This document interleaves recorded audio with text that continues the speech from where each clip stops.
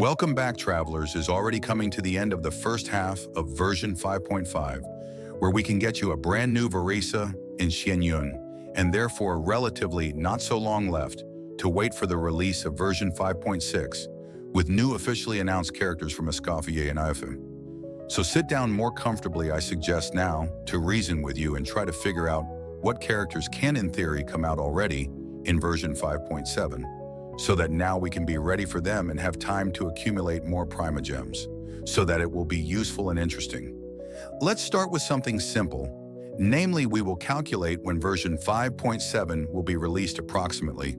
So if the developers do not change the duration of the version, then logically version 5.7 should start around June 18, because usually one update lasts about 41 to 42 days, based on this official announcement of all future characters of the version of Natlan, officially unreleased characters. Buy crystals from lootbar.gg. It's 100% safe and secure top-up platform for games like Honkai Star Rail and Genshin Impact. Raiden Shotgun and Teviot Times are using for crystals. It saves up to 23% of the actual in-game price and an extra 8% for first purchase. Go to lootbar.gg, select Genshin, select pack, put your UID, select region, select preferred payment method, and get crystals. We are getting double the currency for first-time in-game top-up. Also, PS5 and Xbox can top up. Link description and pinned comment.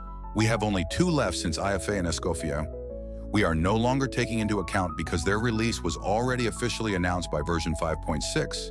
And as a result, we are left with the well-known Skirk and this character named Dahlia, as I said earlier, in version 5.7 in theory, should be released just the same, long-awaited and discussed Skirk analysis, which I have already done many times in my videos.